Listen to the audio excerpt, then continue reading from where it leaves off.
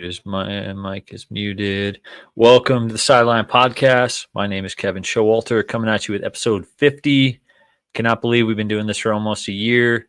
My co-host, the one and only Jared Booker, is MIA. Just kidding. He is over in Colorado, Crew Talk territory this weekend at a wedding, I believe at 8,000 feet elevation. So, yeah, have a good time tonight at the wedding, my friend. If you didn't catch the end of last week's episode, and we were going to share some of the vision tonight, but I think we'll push some of that back until next week, until Booker's back. We can both be on, share about sort of our vision for the next 50 episodes. We really want to start diving into this community piece, getting more people onto the show, people talking college football on Saturdays. We mix it up with people on X all the time. So yeah, check out next week for some more information on how to call in, maybe send in a video that we can react to live. And yeah, we'll reveal some of that next week. Tonight's show, we have some special guests. We have ALO back on the show again, and we have Tyler, Mr. Diesel, and they've got their handles right below there, but at Mr. Diesel 31. At ALO Leagues. Welcome back to the show, fellas. Let's make sure we're unmuted. And we're unmuted. How we doing, guys? What's up? What's up, guys? Doing well. Looking forward to this. Nice. Me as well. I'm excited. Good to have you back. So we got to start. Game just ended as we were sort of talking about the show, but Georgia, Tennessee, heartbreak. Yeah, I know Booker's probably trying to watch it on his phone from this wedding. I like 4 minutes left in the game. I thought for sure the Tennessee fans were pulling down the pipe or the field goals, dumping it in the river. Like I could see the celebration and yeah, just heartbreak for them. So also on the show tonight, we've got college football. We're going to recap a couple games. We are going to pick and preview week 2 of the NFL. Hopefully, ALO, you're in the middle right now, so you're kind of the referee. Tyler and I are going at it in our couple of beers, Campus of Canton League, and yeah, I'm a little bit of a salty dog at the moment, so I'm sure we'll get into that, and then we'll talk some fantasy football at the end. So yeah, let's get after it here. So let's go. Missing Booker on the tech side, but let's see if we can pull this off. Oh yeah, that purred like a glove. I forgot you guys didn't see the questions, right? And there we go. Like a glove. All right, Tyler, this one's for you, our Indiana guy. So we're going to go process of elimination here. When is the last time Indiana State beat Indiana? I'm the unk of this podcast. I'm the old man. 2003 is when I was in college, so I know for a fact it was not then. ISU is my alma mater. So Larry Legend was from there, so I got to represent that. 2012, I was still hanging around there. It was not then. So B 1963 is what I'm going with. Crushed it. The only time I was shocked that they've only played each other 8 times. It seems like an in-state. I know they're not huge rivals, but you'd think that in-state matchup would come around more often. But yeah, nicely done. The Indiana man is swinging a hot bat. Let's go to Alex here. We've got how many Super Bowls? I know you're the Miami guy, so we'll put you on the spot here. How many Super Bowls have been hosted in Hard Rock Stadium? 5, 2, 6, or 3? Well, I will say this: it's Miami. Who does not love playing in Miami? I'm gonna go C. C. Oh, we missed it. Oh, did that just? It didn't do. It did it again, huh? Yeah. Nah. You are correct. It is C. I don't know why my slide is not working in my favor. So this was interesting on the 6. 1989 was the first. 2020 was the last. It feels like that's a huge stretch of time to be playing Super Bowls in one stadium. Do you think they get another one? Or, I mean, you got that Miami weather, but some of these new, the Jerry Worlds, the LA, Vegas, like Hard Rock's got to be a dinosaur compared to them stadiums, but you have the nice weather guarantee. So that's where, are there any plans for Miami to build a new stadium or pretty much just rocking with the Hard Rock? No, rocking with the Hard Rock, but I wish they did. I think well, actually, I wish, I hope Miami stays there, but I want them to build a Canes their own college campus, like their own stadium, because it's like they both play there. And like I've been to a lot of Canes games. Like I went to like 7 last year, but it doesn't. It like you get that feeling of like you just don't. I guess you just don't get that college feeling. You know what I mean? Like you would at any other university. So it makes it a little tough. I wish they kind of separated, but I don't care for the new stadium. I love Hard Rock. I care more about separating the two teams, if that makes sense. That makes sense. That makes sense. Yeah. All right. Let's go back to. All right. So we'll get into some news stuff here, and we'll just take a brief moment. We're not going to stick on this too long, but obviously I would say the biggest story in sports in the world this week was the death of Charlie Kirk, and you see it kind of here upper left. The Dodgers, I think, it's not there's nothing that is good about this. Obviously his family, his kids seeing that stuff on the internet for the rest of their life is like brutal. But the only positive is it brings like moments like this bring the world together in a way where it's like, you know what, let's sit down. 3 of us probably don't agree on everything, but let's put down our swords and say, you know what, can sports be something that brings us back together? And so, from the Dodgers wearing it on their hats to different moments of silence in games, I just think it's a tragedy, but it's something that the sports world is always has a way of bringing us back together. And hopefully, it can be less and less of this violence in the future. But so moving to a lighter note, we had the Packers beating the Commanders on Thursday night. You guys watched this full game or missed it? No, I tuned in for sure. Yeah. I think the Packers are right there with the Eagles. Honestly, I think Love. I think Love has improved. I can see that he's getting way better. Honestly, they didn't have Reed for the rest of the game, and they don't even have Christian Watson back yet. And I think now giving Golden this opportunity and Jacobs, the defense is disgusting. I mean, Parsons like really helps that line, helps a lot of the linebackers as well. I think honestly, I would not want to play them if I was the Eagles, to be honest, in the playoffs. If it was today, because and injuries can happen. You just going for it right here. Where are we? 12 minutes in. This guy's already taking shots. So did you watch the game? I watched parts of it. I didn't watch the entire thing. My thought is until the Packers prove they can beat, and again, they beat the Lions. So what I'm about to say, and they beat the Commanders. I was going to say. But I'm down on the Commanders, and I'm down, and like the Lions with 2 new coordinators. Like, if you say you beat those 2 teams last year, that means it's a new year, new teams. You didn't beat the 15-win Lions. You beat the 2025 Lions with a brand new OC. So let's keep the season going. But you go ahead and keep driving that Packers hype train. Yeah. And another kind of, it wasn't, I think the injury happened during this game. I didn't see the injury happen, but it did come out. I think it was on Friday that Eckler is out for the year with an Achilles. Yeah. So this is kind of Bill Krosky to the moon. Tyler, are you buying or selling? Obviously the Bill Krosky hype was, going out of control before the season. Now I would say it's even more, the price for him is only going up. So do you buy it or do you sell it? Because I have reservations on this Commanders team in general. But what do you say? You buying it or selling it?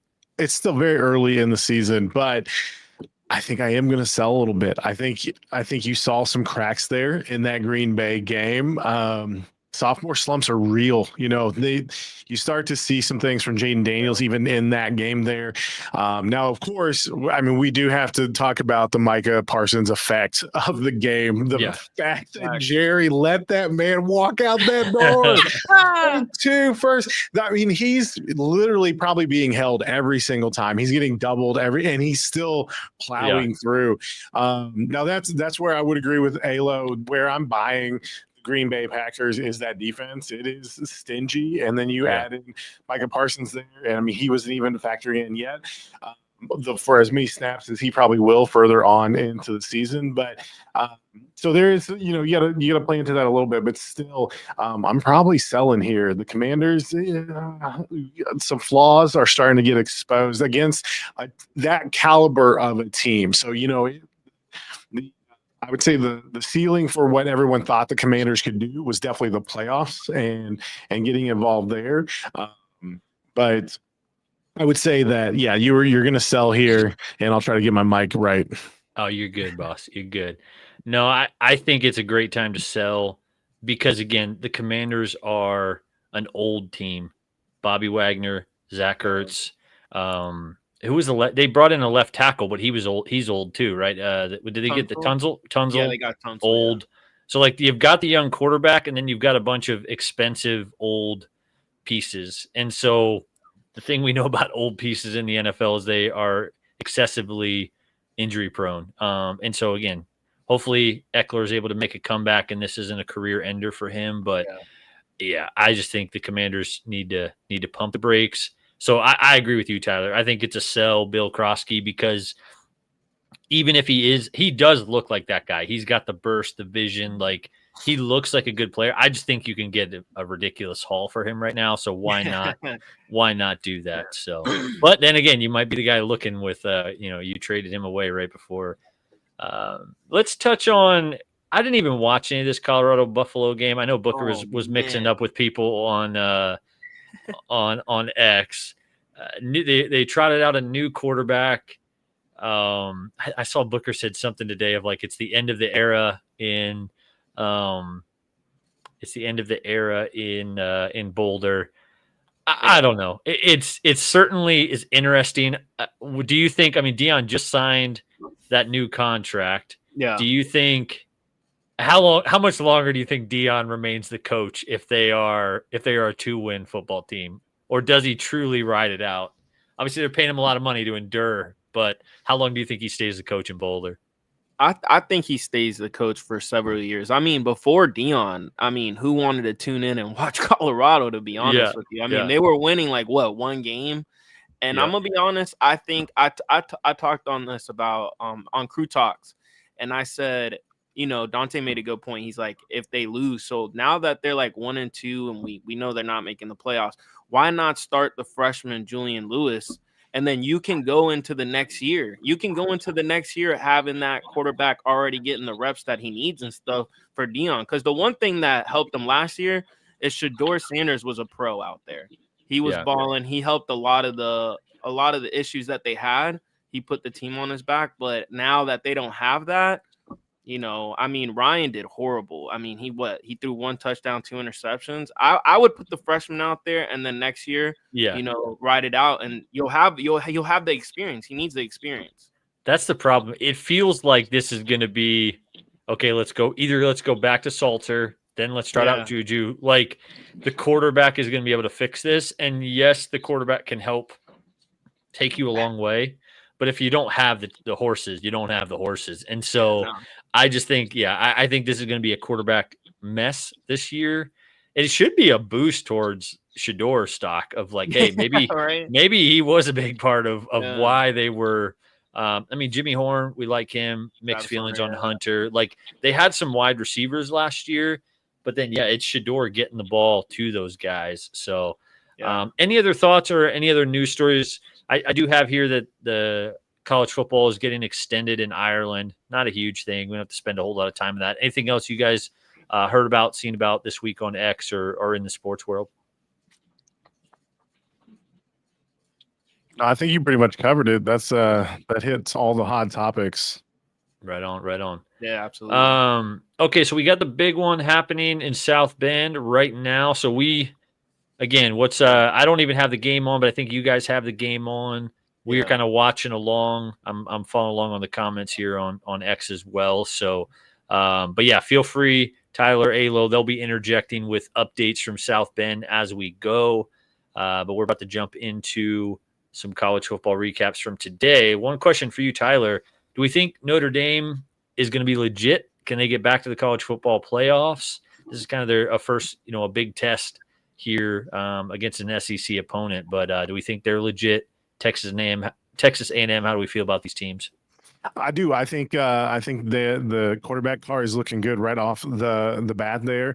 If you look at that Miami game, there were some big breaks, including that catch at the halftime for Miami. The ridiculous Odell Beckham Jr.-esque catch there was nuts. The safety was obviously thinking pick six. I'm about to put this game away. Yep. Look out. And there was a high pressure situation for CJ there as the quarterback trying to keep that team in the game. And I thought he helped to composure really well. So I think he really has a chance here to keep this Notre Dame team relevant and get back to the playoffs. The defense is looking good. They did pull ahead here. It is 14-7 against Texas A&M. So we'll see if they can respond. So far, the big break for Texas A&M came from a broken tackle, and then off he went up the sideline for a big, I think it was around 70-yard touchdown there. So let's see how this next series goes. But they're bringing the heat on that quarterback.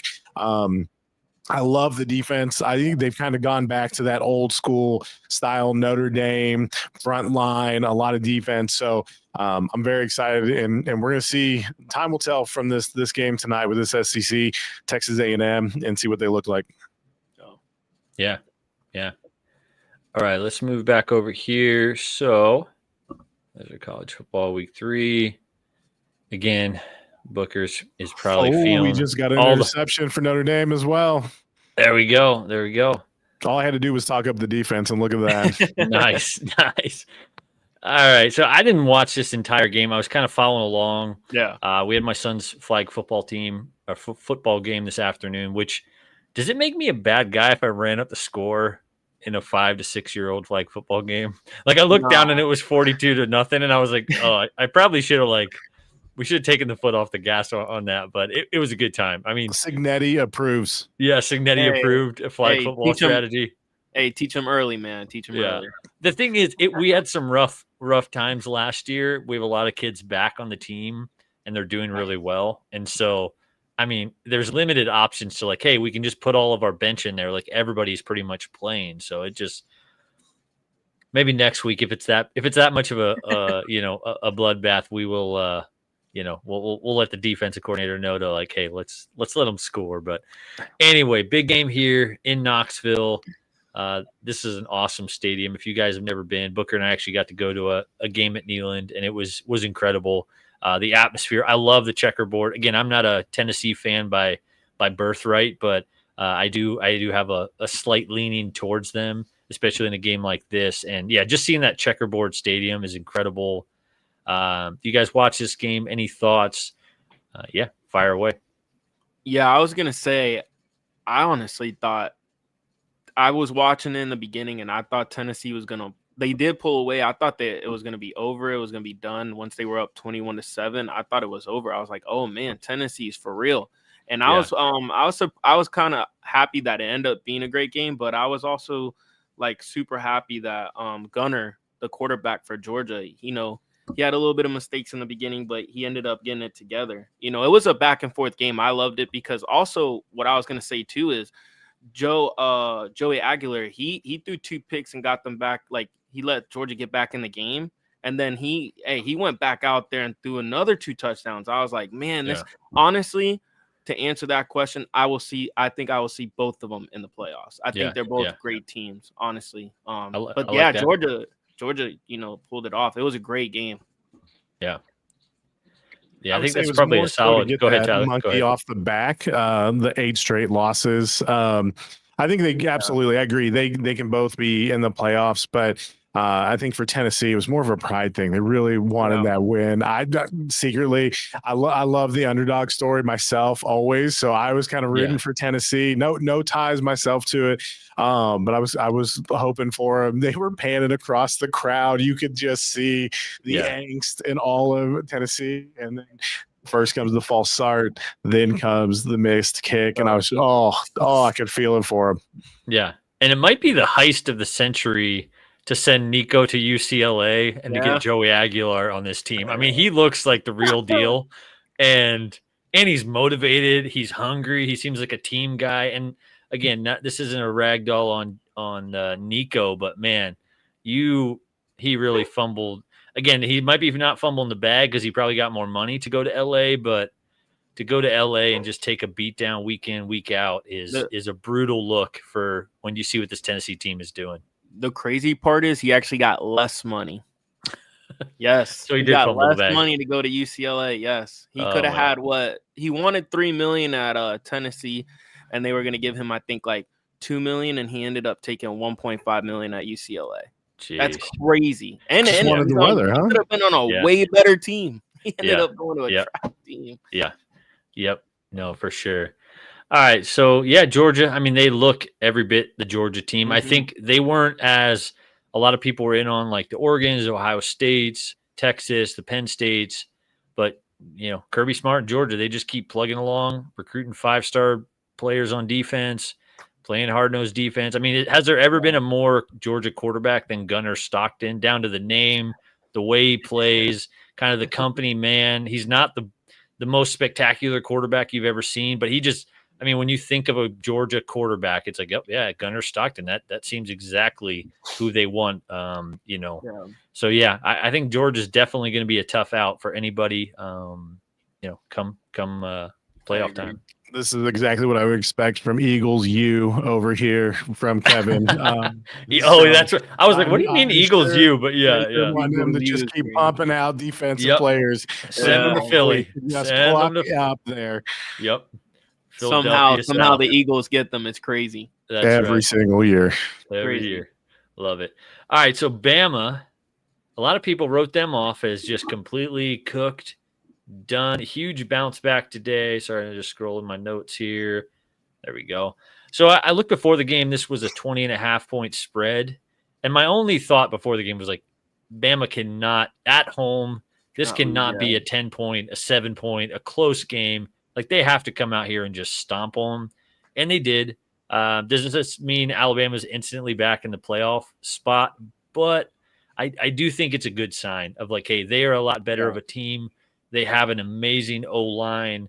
They should, again, that Florida State game was a weather mess. Stylistically, they were just running the ball. So, again, it wasn't a good look. But I think Alabama is still a team. Any thoughts on this game? I was just gonna say I think people overreacted a little bit, or a lot of it actually, because I think FSU is a lot better than people thought they were gonna be. I think they're a playoff team. I think they played really well. The quarterback looked good. And I think Alabama was shocked. I think that's what happened too. I think Alabama was shocked that FSU came in there like that. But I'm gonna say today, I mean, what I liked was Ty Simpson had he had 4 touchdown passes. Ryan Williams is what I wanted to see, because last week he didn't play. He was hurt. And I wanted to see, like, hey, was the freshman year a fluke, or is he really that dog? And he had like 165 yards receiving and 2 touchdowns. So he showed out. I think going forward, Alabama is going to be dangerous. And I think they still a playoff team for sure. Yeah. I think you definitely can't forget about who Alabama is ever. They're always going to be tough on defense, and then the offense gets moving. I completely agree. Florida State, I think maybe is just better than everyone realized. Yeah. I also think we may just see more parity through the top teams in NCAA now, which is a good thing. I think the NIL kind of leveled the field a little bit there, and I think it's going to be a little bit different, where now you may see 1 loss, 2 loss, but because the competition is so good, these teams are still going to get into the playoffs, which I think is going to be great for college football. Yeah. And we kind of see this in the NFL. Teams swing and miss on free agents all the time. I think like you said, Tyler, you're going to see that in the NIL. We were talking a couple of weeks ago about this was the Florida State team we thought we were getting last year, but DJ Uiagalelei was not that guy. Castellanos clearly is. And so, you squint and you see, I mean, Gus Malzahn, high-powered rushing attack. I'm like, is this 2010 Cam Newton all over again? I don't know. I don't know if they go on that kind of a run, but yeah, it's when they run for 350 yards with like 15 different players, it's crazy. It is crazy to watch. So, all right. Oh, I almost went straight to campus to Canton, but this was probably the biggest, not biggest game of the day, but biggest upset or biggest. Yes. Yeah. From a championship contender to is Clemson cooked? ALO, would you put this game more on Dabo, or you put this on Cade Klubnik? I put it more on Cade. I think we expected a lot from him. I think Clemson expected a lot from him. I thought he was going to be way better. I thought, man, going into the year, I'm thinking, oh man, this dude's going to be a top 3 quarterback in the NFL draft. And I will say they are missing. I know it's like they still have 2 really good receivers, but they're missing their veteran presence with Antonio Williams. I think that hurts a lot. I think that Cade's is making too many mistakes out there and the moment's getting too big. And I think Georgia Tech came in there with that rushing and smacked them. Like Haynes King went off. 211 yards passing, 103 passes rushed. He rushed for 103 yards and he got a touchdown too. I think Clemson just thought, oh, we're gonna come in here and smack them, and they did not. Georgia Tech, and I had a feeling that was gonna happen. I think Georgia Tech's rushing is crazy. They're super nasty with that quarterback King. Yeah, they're just one of those teams that are like hard to predict. They're like a better version of Army Navy, where they're not the full blown triple option, but they do a lot of that kind of stuff, and it's just not the type of offense you see all the time. And yeah, especially when you have a quarterback like King, it is something, and that it can be just a styles. I know you're watching the big fight tonight. But it's a style. Hey, this guy's a big puncher, but this guy's a defense type of thing. That in football that happens all the time. And but again, Clemson, you can't lose this game. Everybody thought this was the year Clemson was back, and so I don't understand. I didn't watch the game, so I need to go back and rewatch it or watch some highlights and see maybe what we think was going on. But just you can't lose this game. You can't lose to a Georgia Tech team. I gotta say, not so fast, my friend. In honor of Lee Corso, I gotta put some blame here on Dabo, because fool me once, fool me twice, but fool me 3 times. You come in slow start after slow start after slow start. You got to start to wonder about the preparation, the getting your team ready, getting them up for these games. What's going on with these slow starts? And I think that has to go back towards the staff and Dabo. Yeah. It feels like he should be on the hot seat, but I don't think he is, because like it seems like the Clemson fans are a pretty patient bunch, even though when you compare it to the Alabama fans, where they're like, we had a dynasty, we lost it, we have a different coach, but we still expect a dynasty. Clemson had it, lost it, and they're kind of like, okay, we're a pretty good team. If we win a natty, great. If not, we're still a good team. Maybe they turn up the heat on him, but it seems like his job is pretty safe. But I question not that he's lost the locker room, but has his culture, which was so like, that was the Dabo thing, like a Kirby Smart, like the Clemson culture, everybody buying in, their type of guys, has that lost its sauce a little bit, and is that part of it? I don't know, but again, this is when you think back to those Clemson teams that were just unstoppable. They would have wiped the floor with a Georgia Tech team, a scrappy Georgia Tech, but they still would have put it to them. So, any other thoughts on this game? I was gonna say I do agree with Tyler on that point, where I think Deshaun Watson and Trevor Lawrence hit a lot of stuff. Like, they were so talented and they had a great team around them. But I think where I agree with Tyler is, I said this game, but in all, I think he should be on the hot seat. I think he's not.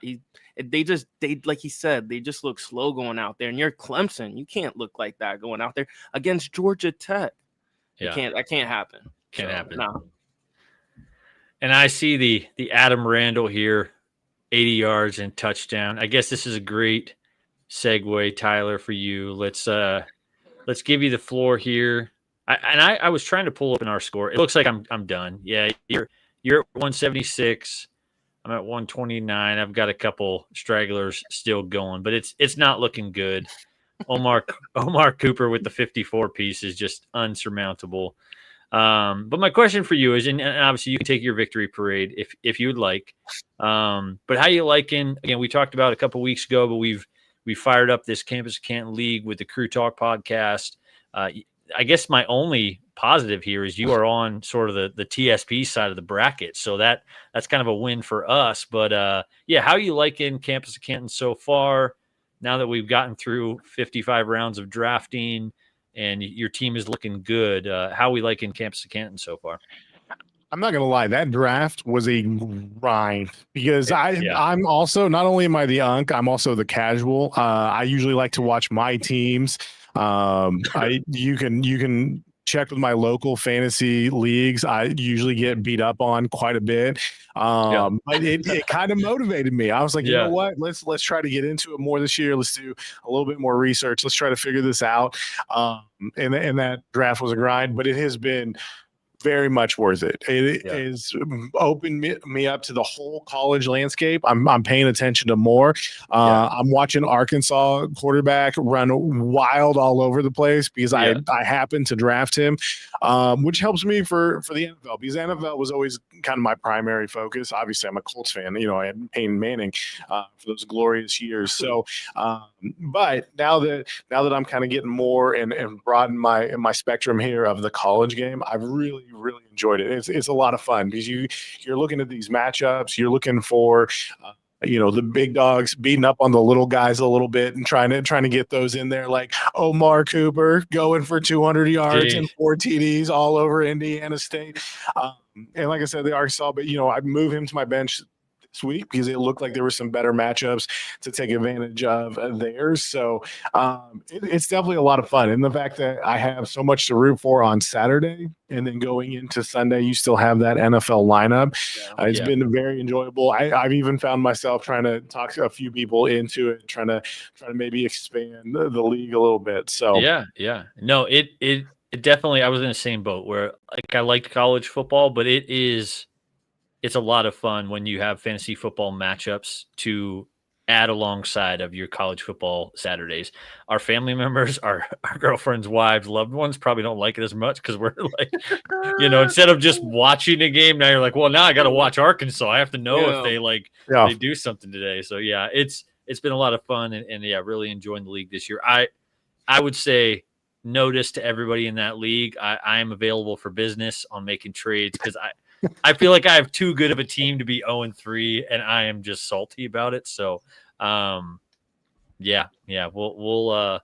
move along here. So ALO is not like, what the heck are you guys talking about? So we should have had you in the league, honestly, ALO. I don't think we met you until after we created the league, but we'll have to kick somebody out next year and put you in there. For sure. I was gonna say that. I'm not in the league, but I will say you're 100%. Like, we love watching football, like the NFL, because we have a bunch of players that we look forward to seeing. Like on the Browns, nobody wants to see the Browns, but we want to see, Jared Judy and a bunch of players on there. So it makes it fun and it makes you want to watch every team. So I agree. It's not fun for the wives, but it's fun for us for sure. Yeah, absolutely.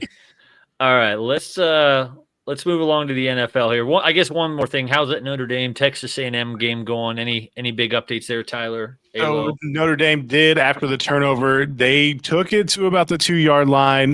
Texas A&M held up, so they had to settle for a field goal, but it was a bit of a dropped pass there. CJ did put it on the money. It was a good defensive play. He did get his arm around there and bat at the ball, but I think it was a catchable ball.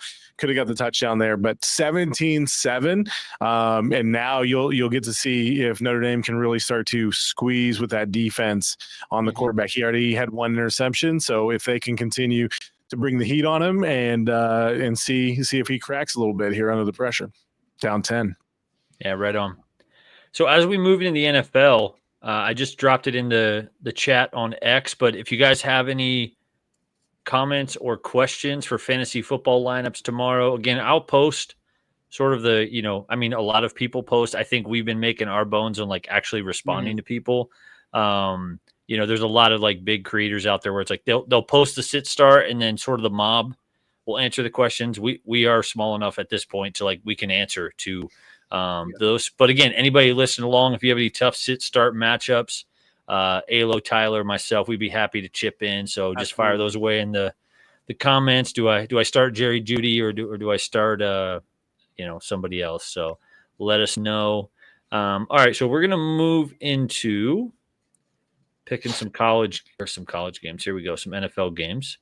Nice. So let's get there and there. So much trickier when Booker's not here because he's like the tech guy. So I'm like trying to get all my tech situated. So yeah, fire away those fantasy football questions. We'll be happy to answer them on the show this evening. Or again, keep an eye out for that post in the morning. All right, so we got 5 games plus we're going to add a little extra one here at the end. But let's start with the Bills Jets. My question for both of you guys before you make your picks are the Jets a sneaky team? I don't think that they beat the Bills, but they look good against Pittsburgh. And there's a lot of storylines in that game, revenge games, rivalries, swapping quarterbacks, all that kind of stuff. But yeah, could the Jets be a sneaky team here, year one in the Justin Fields and Aaron Glenn era? So Bills 1.5 at New York. Who you guys picking in this game?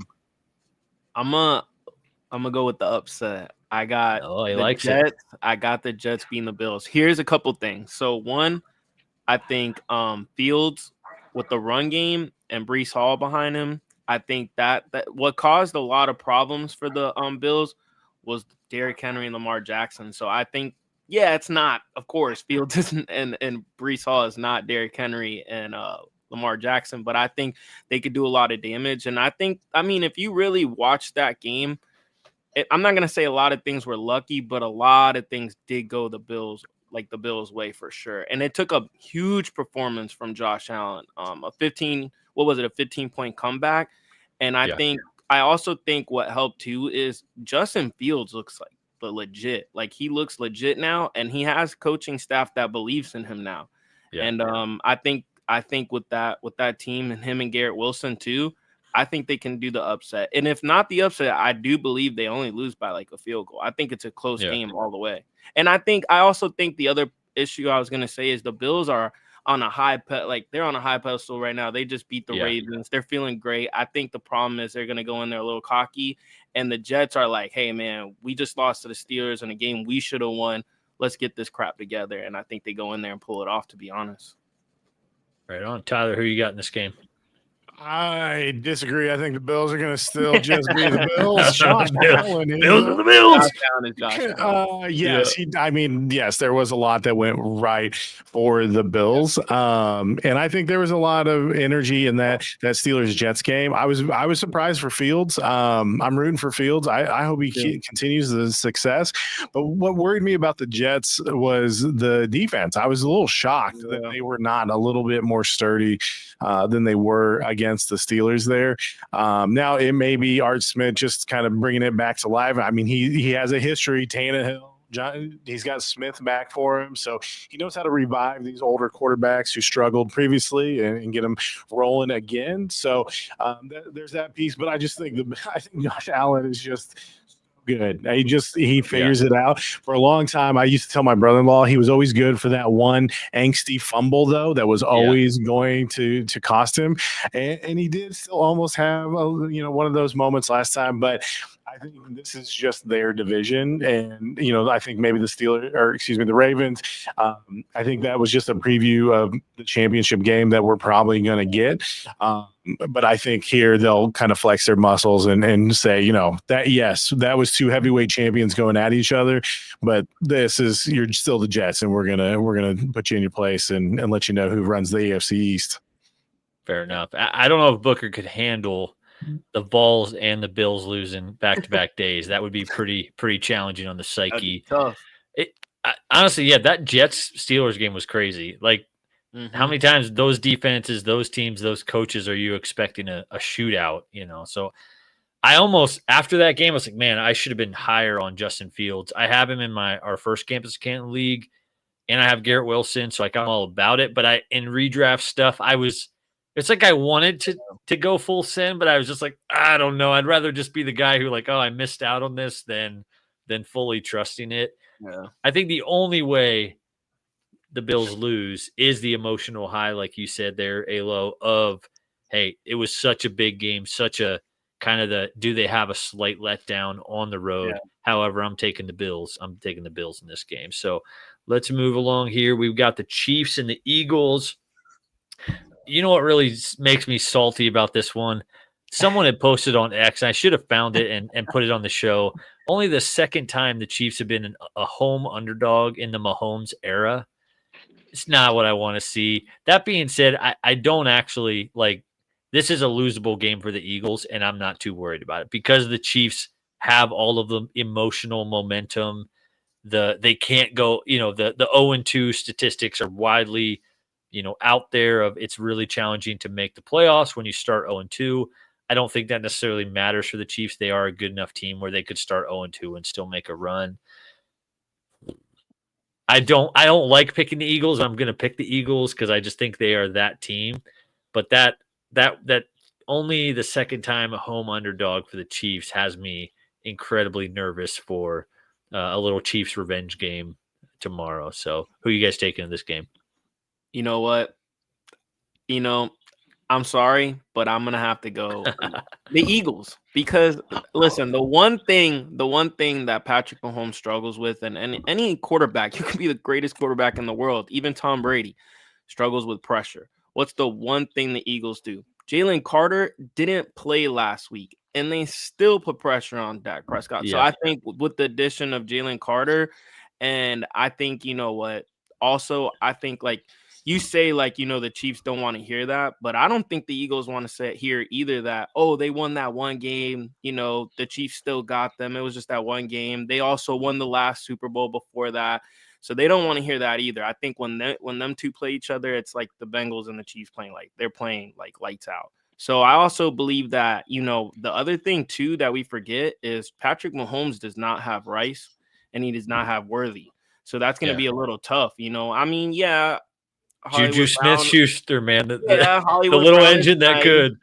But I can't. I think what happens is it's a close game, but the pressure gets to Patrick Mahomes and the Eagles, they win it. I mean, that pressure that they put on Patrick Mahomes, we saw it in 2 Super Bowls already. Once he gets pressured like that, it's a wrap. So I think the Eagles win. I actually think the Eagles win by 7 or more, to be honest with you. Wow. Yeah, I got bad news for you, Kevin. Talk because to me. This never works out well when everyone's agreeing. Because you're agreeing. Battering ram is at the front door of the kingdom, and they're going to ram right through. I completely agree. Jalen Carter and that defensive line is going to wreak havoc back there. Yeah, the Chiefs are banged up. I think. The cracks were there with the Chargers. I mean, what Chargers did to last week, I just think that the Eagles do pull this off. I just think that they're the better team overall from top to bottom. I think that's just what it. And I think they wear down on teams. I think they just sit there and they beat on you, and they beat on you on both sides of the ball. So. And then eventually you just kind of wear down and break into it. So I also am expecting the passing game to kind of bounce back a little bit here. I think A.J. Brown, Devontae Smith, maybe that's just because I'm a Smith fantasy owner. So I would like to see them bounce back a little bit and, spread the ball around. But I do think the Eagles take this, and I think the Chiefs are staring down 0-2. Yeah. Again, this is music to my ears and also has me nervous. My only positive is I felt the same nervous last week against the Cowboys because everybody's like, oh, Eagles are winning by double digits. This is an easy game. And I was like, I don't know, division rival, motivated. But then Jerry Jones went and traded Micah Parsons away. So it's like, all right, this is going to happen. But that was a crazy weather game and all that. Again, I'm nervous. If we lose, it's not the end of the world for me. Again, there's a lot of runway ahead on this season. My final thing on that, the year that it was 2024, after the first Super Bowl appearance, they lost. Started the season 10-1. When I believe it was the exact game the wheels fell off the bus. The Eagles started 10-1. They were in Kansas City. It was the Nick Sirianni mouthing off to the fans, walking out. You like that? You like that? And we lost 6 straight games, lost in the playoffs. But I think we have a new Nick Sirianni, and we won't stay on the Eagles for so much longer. But you know me, I could stay here all night. So let's go Browns Ravens. Tyler, we got 11.5. Feels like a wild spread for an AFC matchup. You taking the Ravens or the Browns in this game? absolutely begging to be in a 2-team teaser. Bring that thing down a little bit, and I feel like you have a guaranteed ticket there with someone else. I don't know, maybe the Colts at plus 8.5 there with the Ravens. So I would say the Ravens are definitely going to take this one home. I think they're just too strong. They're going to want to bounce back. There was a little bit of trash talk. I don't know why trash talk Derrick Henry. That's just asking for trouble. Unless, of course, you have someone like Zaire Franklin, known as the Kingslayer for the Colts, because when Derrick Henry was still on the Titans, he was the one that put him on his back to win a very important game a few years ago. But that neither here nor there. So I'm going with the Ravens. I don't know that it will be that big of a cover, but I love it in the teaser. I'm going to say, give me that cover. Honestly, I have them winning by 14 or more. I'm going to tell you why. First of all, the Ravens came off a big win against the Bills. And I was thinking, okay, I'm looking at this game and I'm like, oh my God, this could be a tough matchup for them. But then Jerry Jeudy opened his mouth with the other defender on the team and said, Derrick Henry, no problem. Derrick Henry, no problem. This man is like 32 years old and still doing work. I'm not going to lie to you. They just woke up a beast, and they're going to lose by – I don't care if it's a divisional game. They're going to lose by 14 or more because that man, Derrick Henry, is going to have 150 yards plus rushing. I guarantee it. I know it's crazy, but I'm telling you, this man, they were going to chill. I'm telling you, they were probably going to chill. They were going to beat them. It was going to be one of those games where, like, wow, the Browns look decent. But once they talked, you heard Derrick Henry's comeback. He said, all right, we'll see you on the field. Yeah. Hey, be ready for that because he's gonna put his hand out and give somebody the Heisman. That's for sure. Especially after that kind of he wasn't the only reason they lost that game, but that fumble was critical. So he's gonna be motivated to say, you know what, that one's on me. Let's go pummel the Browns and right this ship. So I think that's spot on. I'm gonna go, oh man, but the 12 points is just that's brutal. I think the Ravens win, but I'll take, again, not betting on this game, but I would say give me the Browns points. I don't think that they're going to win by 14 like you think. So I guess that means I'm taking the Browns just because of this 12 points that I'm like, that feels like a lot for an AFC matchup, AFC North matchup. These teams hate each other. They know each other. Yeah. Browns are a scrappy team. Good defense. I think Ravens win, but give me the Browns to cover. We're going to rewind here 1 second. What do you think on this comment from Crew Talk? We got sitting Mahomes in fantasy for Fields. You agree with that or disagree with I'm guessing that's Evan. That could be Trillo. Yeah. But we agree or disagree with Crew Talk sitting Mahomes for Justin Fields in fantasy football in 2025. Can you believe it? I can't believe I'm saying this, but I would sit Mahomes this week for sure. I think like I talked earlier about it, I think Mahomes is going to feel the pressure. I don't think it's going to be a big blowout like it was in the Super Bowl, but I think it's going to be tough for Mahomes. And I think Fields, he's going to surprise people. I think he's going to go and do work in New York. And I think they're gonna play the Bills better than people are thinking they're gonna play them. Like I said, I think they're gonna pull off the win. So I think I would start Fields, especially with the rushing. Oh my God. Yeah, I agree with that actually. Yeah, because I would probably bank on a rushing TD out of Fields. A little prop bet there. The way the Bills did struggle with Lamar a little bit. Now, obviously, Justin Fields is not Lamar, but he's got wheels. He has wheels. So some designed plays there to get him out and running, especially close to the goal line. I would definitely put Fields in there. What does that sound? I'm putting Fields over Mahomes. You guys are nuts. In the Super Bowl, Mahomes, I'm not benching Mahomes for pretty much any. I mean, if you drafted Mahomes, you don't have Josh Allen on your team or Lamar Jackson. So, yeah, I would bench Mahomes for somebody like that. Mahomes is going to be the one with the chip on his shoulder in this game. And we saw it last week. Dak had his way against this secondary. Like, it was a weather storm that really, shifted the game in the second half. But Dallas they looked unstoppable. They looked like the Bengals of last year against the Eagles. In the Super Bowl, Mahomes had 25 fantasy points. That's with 2 interceptions. So 29 with the, if you take those away, I just think I'm not benching an angry, motivated, haircut Mahomes for Justin Fields against the Bills. My biggest reason, correct me if I'm wrong on this, I think the Steelers play a lot of man-to-man defense. I think the Bills play primarily zone. I do think a quarterback like Fields, it's going to be harder for him against a drop-back zone to find those windows versus when it's man-to-man, I got Garrett Wilson one-on-one, I'm going to feed him the ball. So I just think the safety of, hey, Mahomes is having a top 10 finish this week. They could still lose the game. In any game script, I think Mahomes is going to have a good. So, yeah, at your own risk. Again, Fields has burned me too many times in fantasy football to really trust him. When I count on him, he lets me down, but I'm not benching for – yeah. So, I hear – yeah, go ahead. No, I was just going to say, I got to say two things to that. One, Mahomes did have 25 fantasy points in garbage time because that score was 34 to 0. That counts too. It counts, but like I said, I think this game will be closer. So I think it'll be like, a closer game, not like so much where he gets like garbage time like that. Yeah. But and then the other thing was, come on, let's be real. In that Dallas game, Carter wasn't out there. The Cowboys got a break. The Cowboys got a break. That's going to change real quick this week.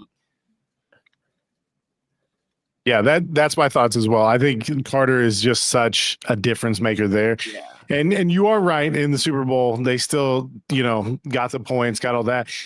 I just think a regular season game is different than the Super Bowl. And especially with Worthy out, Kels another year older. Now, that being said, he did have a good game this last week or the in their first game, but I don't know. It's just a gut feeling. I feel like this may be the year where the Chiefs have to lick some wounds and get some pieces in the offseason and restructure for more runs. Not that they're done, not that they're out or anything like that. But that is just not going to be the usual Chiefs year that I think everyone expects. Yeah. All right, we'll move along. We'll move along. Thank you, Evan, for the slight distraction there, but it's all good. That was a good distraction. So, all right, we did Ravens, Browns. Let's go. Here we go. Since we're talking crew talks, and we got the Colts shirt on in the background here. Tyler, Broncos at Colts, 1.5 for the Colts. Is that right? Am I even reading that right? That they're getting a 1.5 at home? Is that? That is correct. They still don't believe in Danny Dimes. So, 1.5 for Denver. I wrote it wrong in my notes. But in my notes here, it said 1.5 for the Colts. And I was like, wow, I'm shocked that is the case. But I wrote it down incorrectly. The Broncos getting a 1.5 on the road. Is Danny Dimes legit? What do you think, Tyler? I think I know which way you're going, but who you got in this game? Not that he is legit, not that he is all of a sudden going to elevate to this next level, but I think you pair him with a Steichen and that offensive line. If you look at some of those pockets that he had last week, he was clean. Now Denver is going to be a different beast, obviously, than the Dolphins was. And I don't expect the O-line to dominate like they did last week. However, I do expect them to give him better protection than he ever got in New York. And I think that overall, they end up winning the overall fight in this one, just because it is at home for them. I also think it's potentially a JT revenge game. It was a touchdown last year. They took it away. It was definitely a touchdown, but I think JT's got a chip on his shoulder, and he's going to want a little bit of revenge there. You have Michael Pittman healthy again. He doesn't have the broken, fractured back anymore. Tyler Warren is everything we wanted him to be. Oh, my God. What a monster. He is good.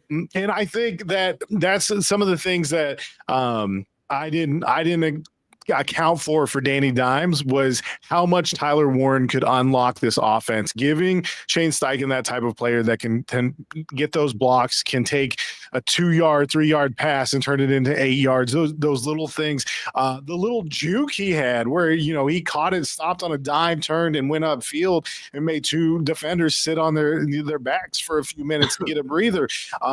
So I think that's what it really boils down to.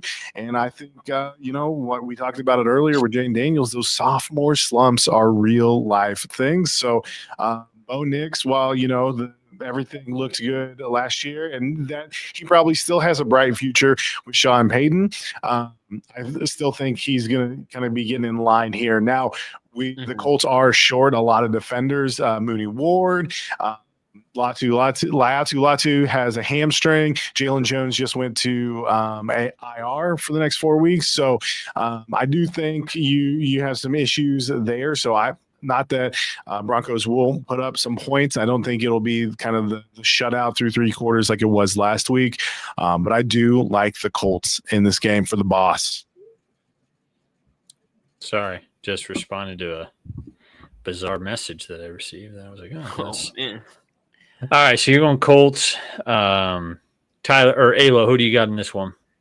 I'm gonna be honest. I think the Broncos will win, but they better hope that Bo Nix doesn't play like he did last week, because I think Cam Ward had a couple throws that if they're caught, I don't know. I think Titans upset them. So I think the Colts have a better offense than Tennessee does.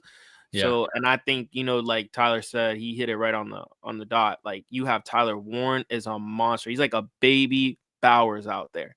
And then you have JT. Daniel Jones, looks like a new, life has been given to him because, he was in that horrible situation.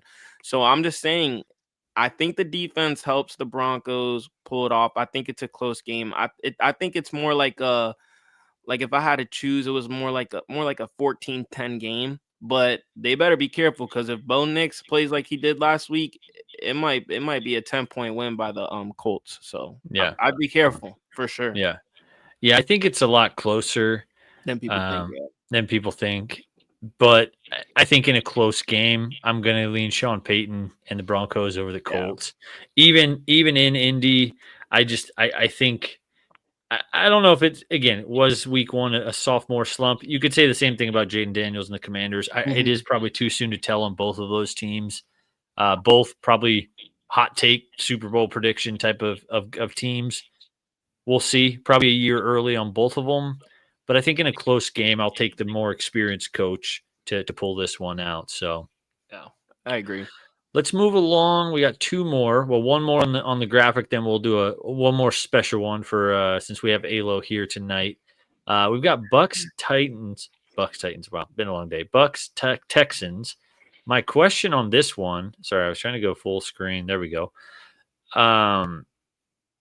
Texans at 2.5 at home looked terrible against the Rams. Is there something Vegas knows that we don't know on why obviously it's in Houston, but why is Houston favored, and who are we picking in this game? Go ahead, ALO, take us. Yeah, of course. I'm not with Vegas on this. I have the Bucks winning by a good margin, by 7 or more. I'm sorry, but the weapons, that's a top 5 offense looking like if they could stay healthy, Mike Evans, Luka, oh my God, he's a beast. The Ohio State receivers are crazy, but Bucky Irving, their defense is a lot better than I think people thought. They could be a top 10 defense. And one thing that I worry about, CJ, that I've talked about before, is how are you going to get the ball to Nico Collins if the offensive line can't hold? Their defense, I will say their defense is really good, but they can't score anything because the offensive line is horrible. CJ Stroud can't get protected.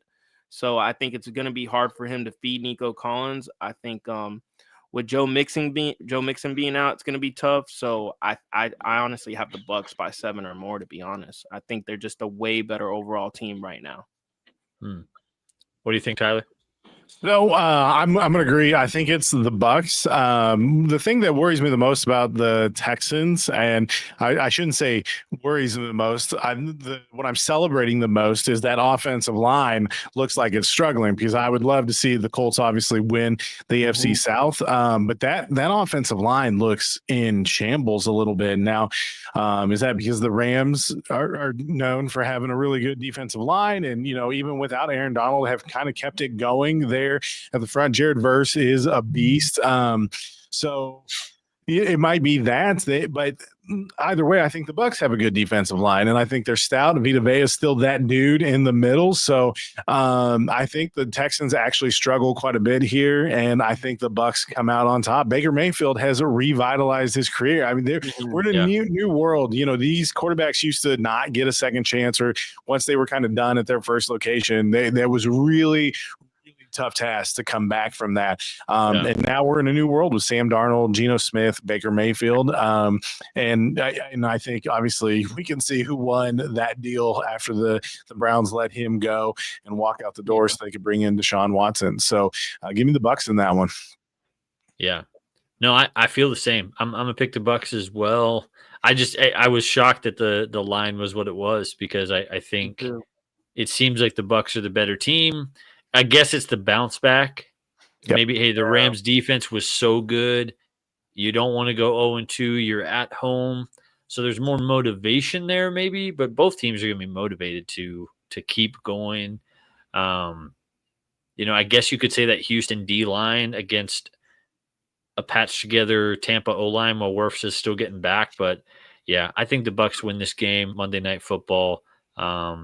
I won't say, I don't know if you said 7 points, 2 touchdowns there, ALO, but I just think they win it. Maybe a late field goal or they pull ahead would be my thoughts. So let's do one more. So we've got, I don't know where, there it is. So we got one more, Patriots versus Dolphins back to our trivia at the beginning. If you missed that, back in the Hard Rock Stadium. Yeah. Who wins this game? Who do we think takes it? So, as a Dolphins fan, I think we get smacked. I think they have the listen. They have the better Mike Vrabel.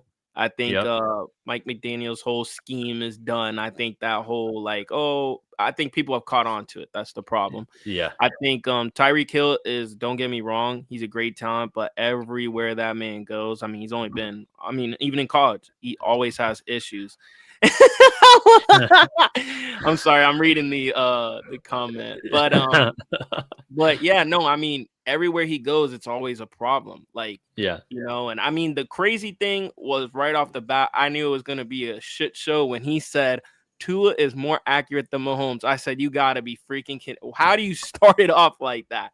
Yeah. But honestly, I just think the Patriots, their offense has improved. I know they lost to the Raiders, but I think the Raiders are better than people expected. And honestly, the other thing I have to add to the Dolphins, we're having a players meeting after week 1. When that's a shit show. It's over. It's done. You're having I'm not gonna lie to you. I think Tyreek Hill either goes to the Steelers or the Chiefs in about a couple weeks. And I just think honestly, the Patriots are just a better overall team. And I think Drake May has a better game this week. And Henderson, I think, the rookie, I think he's going to get a little bit more carries and pop off. But yeah, the Dolphins, we're horrible on defense as well. I think we lose by 10 or more. I'm going to be honest with you. After I watched that Colts game, not only did they do me dirty by having the big TV on at the sports bar at Duffy's, they kept it on. So I had to watch that miserable game. So now that I have that image in my head, we're losing to the Patriots. And Tyreek Hill actually doesn't play well against the Patriots, to be honest with you. So that's not good either. What about you, Tyler? Who are you picking in this game? I'm going to agree. I think the Patriots win this one. Mike Vrabel just has a claim. I completely agree with ALO. It's not the Patriots are that much better of a team, or that they're just going to dominate this matchup. It's just that they have the better probably infrastructure with Mike Vrabel. That's what I agree with. I think the dysfunction is there right now for the Dolphins. They just didn't look like they cared against the Colts was the other issue. There wasn't much fire there. And believe me, I've watched it with the Colts when everything is not going the way you want to, and they just don't look like they want to put any effort into the game. I've seen it, and that's what I saw with the Dolphins, and I just don't, even with the players only meeting, that just tells me that is a problem. And there's some guys in that locker room that don't want to just mail it in for the rest of this season and collect their checks. They want to try to compete. They want to try to do something. That's why they're having this meeting, and they're calling out in the locker room. That's what the players only meeting tells me. So give me the Patriots. Yeah. Geez, you guys are sitting out here making me pick the Dolphins, but it's tough. I think the majority of my argument is 85 degrees, 71% humidity coming down from New England. That's the only, and both teams look rough. So when it's like a toss up, give me the home team playing in thick humidity. As maybe a difference maker, but this could be an ugly game of interceptions and fumbles and backup. We could see Zach. I don't think Drake May's not going to get benched unless he throws like 5 picks in the first quarter, but this could be a show me Zach Wilson game, or it's going to be a mess. But I guess I'll take the Dolphins. I don't feel great about it, but I guess I'll go that way. Not just to be different, but the home team toss up, 71% humidity. Let's ride with that. So I don't have a whole lot more time. This has been a blast. Why don't we finish it here? What's been your biggest, you can answer either question. What's been the biggest fantasy football surprise in week 1? Or just give us, hey, how are your teams doing? How are your leagues doing? We talked about before the show that I think all 3 of us are in way too many leagues, and it's hard to keep up with too many rosters. But yeah, biggest surprise, or how are your teams doing? And we'll wrap it up there.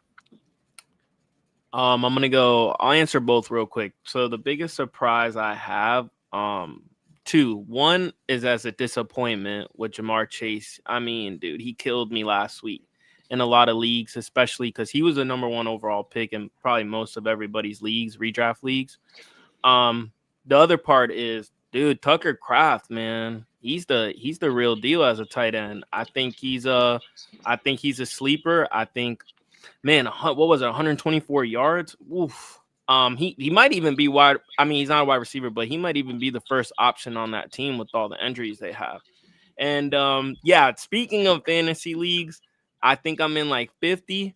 So, so here's the problem. I was talking to you guys earlier is, man, I'll get super excited when someone scores and I'm like, shit, I just lost my other league. Yeah. So it's more like, honestly, at this point, I'm rooting for all the players and all the teams. That's brutal. In the NFL. I'm rooting for every player because I have them at least in one league at this point. I find myself drafting a lot of the same players. Oh, okay. Not completely like, hey, but I find myself like, okay, if the guys you believe in, like there's common threads, but yeah, then you have like, okay, I have this starting running back and this one, like, I don't know who to cheer for today. So yeah, that is one of the curses here, but how about you, Tyler? Biggest surprise from week 1, or how your squad's doing so far?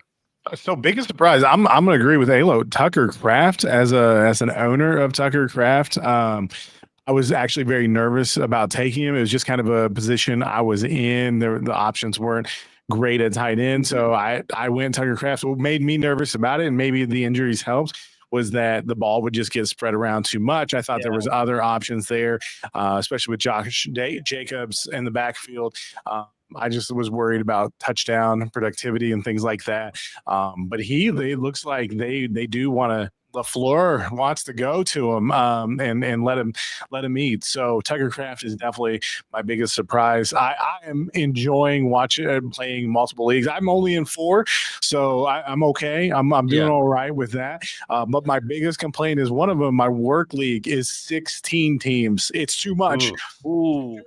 Much, because I had George Kittle and now he's gone, and then I also had Xavier Worthy on that team and he's gone, and there's nothing but scraps. So the problem with the 16 team league is that like all it takes is a couple injuries. It's almost like being on an actual NFL team that's kind of but not great, because you get 1 injury or 2 injury and all of a sudden you are completely out there. So those are my two things on fantasy right now. And then that I highly recommend the Campus to Canton. It is a lot of fun.